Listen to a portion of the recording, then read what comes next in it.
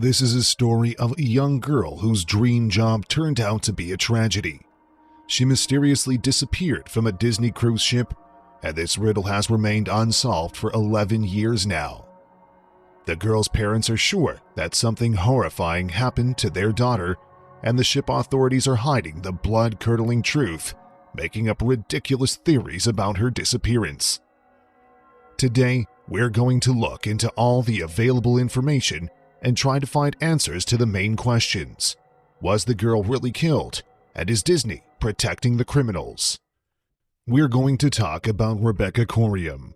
The girl was born in England on March 11, 1987, and she dreamed of working on a cruise ship since her early childhood.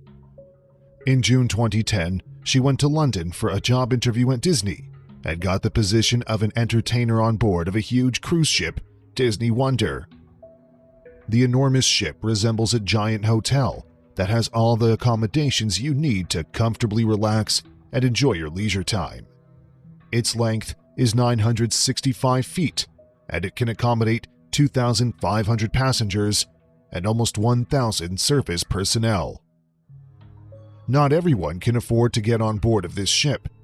Currently, you'd have to pay $2,000 per person to enjoy 8 days on board of this ship, and this is the cheapest option with no cabin windows. Those who want to travel with utmost comfort have to pay almost $7,000. But Rebecca didn't have to pay a single cent. She could travel for free and do what she liked most: make sure all the kids on board were properly entertained. After finishing her 4-month-long training, the girl could finally start working on the cruise ship. The ship sailed from Los Angeles, the Mexican Riviera, and through the Panama Canal. Rebecca received devastating news from home after that. Her grandfather had passed away. She had to get back to England for 2 weeks and stay with her family. After that, the girl continued her work on the cruise ship. She kept in touch with her family members via Facebook and Skype. 6 weeks later, on March 21, 2011, Rebecca sent her last message to her family members, promising to call them the next day. But it never happened. Her worried mother kept messaging her on Facebook, but the girl wasn't seen online. At 9 a.m. Pacific Standard Time, Rebecca didn't show up to her shift, which was immediately noticed by other staff members. To their surprise, the girl couldn't be found anywhere. They checked her cabin and then searched for her throughout the whole ship. They tried to get to her through the onboard voice announcement system, but it didn't work either.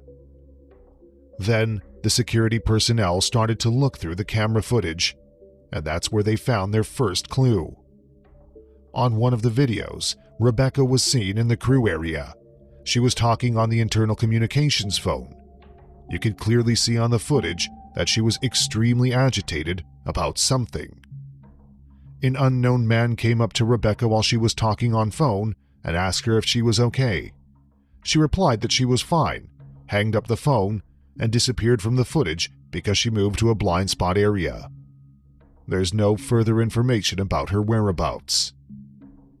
Understanding that it was impossible to find the girl on the ship authorities contacted the United States Coast Guard and the Mexican Navy. And that's where the weirdness begins. The ship continued to travel just as usual, even though one of the crew members simply disappeared. Moreover, the Coast Guard and the Navy ops were given the wrong coordinates. 3 days after the girl's disappearance, the captain of the ship contacted the Bahamas police and asked them to conduct an investigation because the ship was registered in their jurisdiction.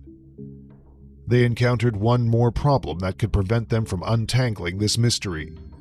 The Bahamas is a pretty corrupt country, so expecting a proper, objective investigation was quite a stretch from the very beginning.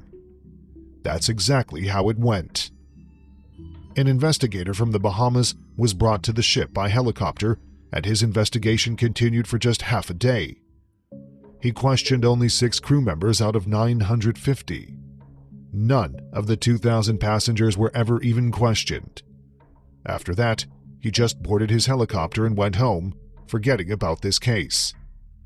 In the meantime, The girls' worried parents didn't know what to do with themselves.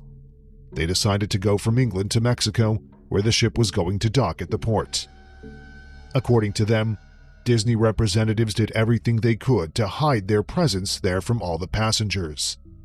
They were brought to the ship in a car with blacked-out windows, and they got on board through the staff entrance and only when all the passengers already left. The captain of the Disney Wonder met them to express his condolences. He also shared his version of the events. In his opinion, Rebecca got washed overboard when she was in the swimming pool for staff members. Let's talk a bit more about this and look at the pool. As we can see, the captain's theory doesn't sound believable at all. Even if we forget the fact that the pool is surrounded by high edges and is located quite far away from the ship's edges, there's still one more inconsistency.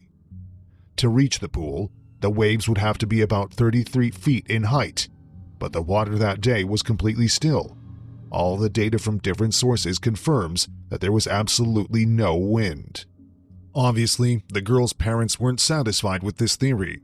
However, Disney firmly assured them that what happened to their daughter was just an accident. 6 months after that, a journalist, John Ronson, bought a ticket to Disney Wonder to conduct his own investigation. He didn't tell anyone about his plans and pretended to be a simple tourist. After talking to the staff members, he found out several alarming facts. According to the staff members, the ship authorities knew exactly what happened to the girl, but the crew members were apparently afraid to tell the truth. Some of them pointed out that the girl couldn't just disappear without a trace and without showing on any of the hundreds of cameras. Some crew members who wished to stay anonymous thought that Disney had the footage that could shed light on the girl's fate. Most of the crew members who talked to the journalists agreed with the theory that Rebecca was really washed overboard. One of them pointed out that it was stormy that day, and this accident could actually happen.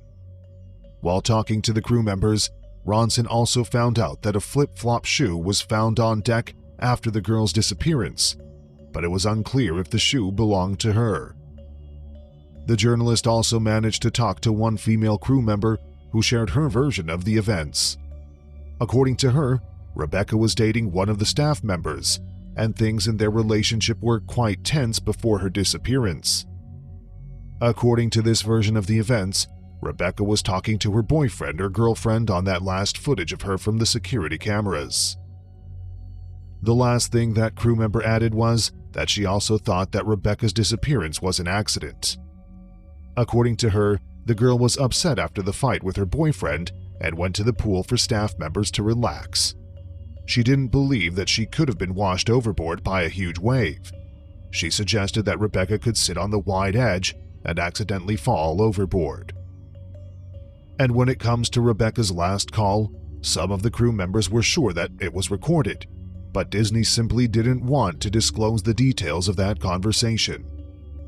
Perhaps the truth about the girl's disappearance could heavily affect the company's reputation. And the flip-flop shoe found near the pool gradually started to seem like an irrelevant detail in regards to this investigation. The girl's parents said that the shoe wasn't their daughter's size, it was too small. None of the crew members could remember seeing Rebecca wear shoes like that. And in 2016, the private detective said that this flip-flop shoe belonged to a different crew member entirely. Ronson wrote an article about his investigation in The Guardian. He still thought that the captain's theory wasn't believable, and everything he heard from the crew members seemed suspicious to him. Rebecca's father hired a private detective who used to work for Scotland Yard. After conducting his own investigation, he said that the captain's theory was completely inconsistent and unsubstantiated. The sea was calm at the time. A huge wave couldn't just appear out of nowhere. He also said that the height of the edges wouldn't let anyone get washed overboard. The detective studied the camera footage showing Rebecca talk on the internal communications phone. According to him, the footage was purposefully cut to hide the indications showing the time and location. There was another weird thing on that footage. The clothes Rebecca was wearing looked like they were too big for her. This means that they belonged to someone else, most likely a man. Taking into consideration the fact that Rebecca was a UK citizen, the local politicians did everything they could to help the investigation. All of them also think that the version of the events Disney presented is absurd, and the company is hiding the truth. Some of them even think that the Bahamas police was bribed, and that's why they didn't conduct a full-blown investigation.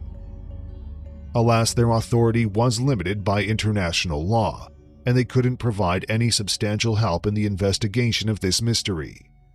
Only after Rebecca's disappearance did British politicians start talking about passing a law that could allow them to investigate disappearances of their citizens in international waters.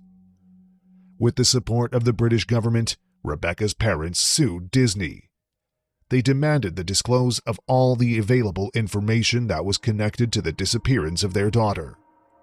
The trial proceedings concluded in 2015. The parties came to an agreement. Disney paid the parents an undisclosed sum of money. No other details ever came out of that case. The parents are also under obligation to not publicly discuss the details of the investigation concerning their daughter's disappearance.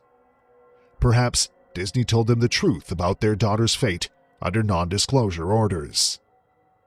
With all this information at our disposal, we can point out several theories about what happened to Rebecca. The theory about a huge wave washing the girl overboard out of the pool can be easily dismissed because it's completely unsubstantiated.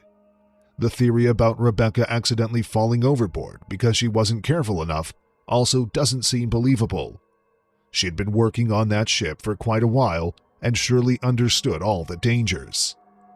There was also a theory that Rebecca could have been kidnapped. The ship continued to sail after her disappearance. No one checked all the cabins. It could be that she was held on the ship during that time and then dropped off in Mexico. But the most obvious theory is that Rebecca was murdered by one of the passengers or crew members and then was thrown overboard. This is the theory that would perfectly explain why Disney was so worried about its reputation. The question is, what exactly is the company hiding? If the girl was killed by one of the crew members, it would be a serious blow to Disney's reputation. But the fact that the company could potentially hide or fake the evidence could turn into a massive lawsuit. Alas, it's been 11 years since the girl disappeared, and no one managed to get the truth out of this multi-billion-dollar company. What do you think happened to this girl that fateful morning, and what undesirable information is Disney trying to hide? Tell us what you think in the comments, and don't forget to subscribe and like this video.